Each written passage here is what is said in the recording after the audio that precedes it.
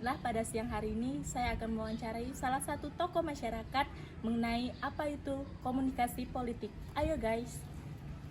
Selamat siang Kak. Siang. Perkenalkan, nama saya Krisda Suwanda.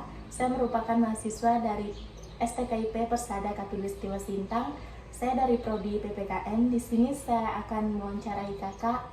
Pertama-tama terima kasih ya Kak atas kesempatan dan waktu yang Kakak luangkan pada siang hari ini. Di sini saya akan mewawancari Kakak tentang komunikasi politik di era digital. Baiklah, sebelum kita memulai wawancara pada siang hari ini, bolehkah Kakak memperkenalkan diri terlebih dahulu? Baik, perkenalkan nama Kakak Francisca Yanti. Kakak sekarang kuliah dan bekerja di salah satu kantor desa dan sekarang juga masih melanjutkan perkuliahan. Oh, baik Kak. Sebelum kita masuk wawancaranya pada siang hari ini, terima kasih Kak atas perkenalan diri Kakak. Di sini kita akan masuk pada sesi wawancara. Pertama-tama, bagaimana menurut Kakak definisi komunikasi politik di era digital ini? Baik, terima kasih Dewanda atas pertanyaannya.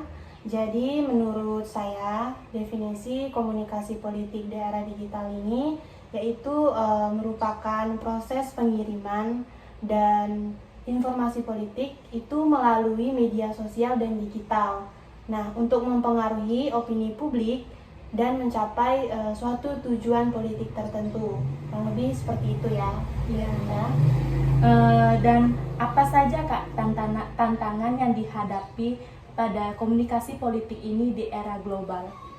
Baik, kalau untuk tantangannya di sini dalam komunikasi politik di era digital ini antara lain yang pertama kalau menurut saya yaitu kemampuan untuk menyaring informasi. Terus yang kedua yaitu kesulitan memenangkan kepercayaan pemilih. Yang ketiga itu akan terjadinya resiko misinformasi. Terus yang keempat yaitu upaya untuk mencapai keterlibatan pemilihan yang tinggi. Kurang lebih seperti itu ya, Dewanda. Baiklah Kak, untuk pertanyaan selanjutnya, bagaimana manfaat media sosial sebagai alat komunikasi politik ini?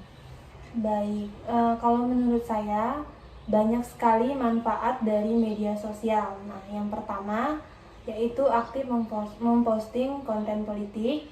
Yang kedua yaitu melakukan interaksi dengan pemilih.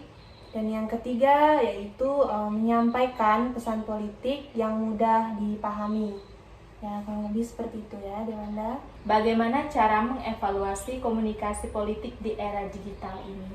Baik, kalau untuk cara mengevaluasinya, misalnya dari keberhasilan komunikasi politik di era digital ini, yaitu dapat dilakukan dengan cara mengukur tingkat keterlibatan pemilih, jumlah respon positifnya dan negatif, dan juga perubahan opini dari politik tersebut.